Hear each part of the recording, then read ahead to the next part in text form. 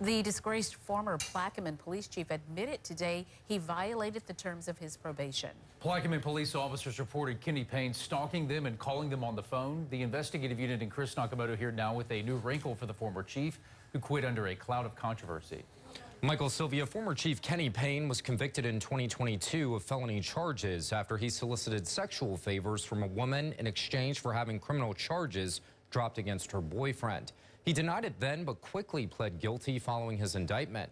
Tonight, he violated the conditions of his probation, and the district attorney's office was not amused. Mr. Payne thought he was above the law. This is evidence that he still has that sickness.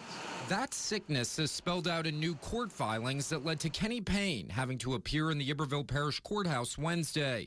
Payne now accused of stalking and intimidating at least 4 officers that currently work at the Plaquemine Police Department by following them and contacting them on the phone. Because of the fact that he has law enforcement background, and he has access to weapons, it's incumbent upon me to do everything I can within the concepts or the 4 corners of the law to make sure that those victims are protected.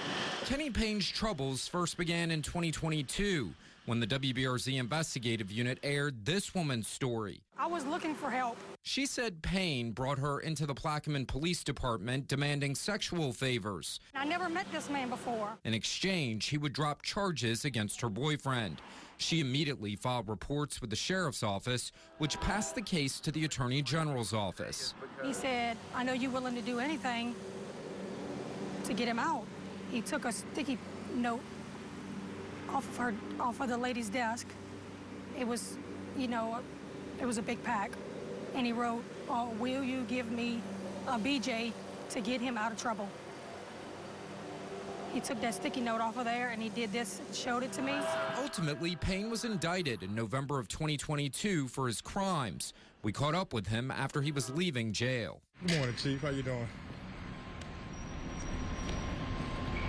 How you think I'm doing? Payne not saying much then and not saying much after his conviction.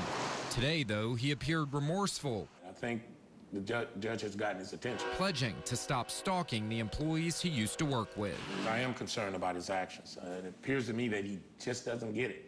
And so what we're doing here, we're helping him dig his grave.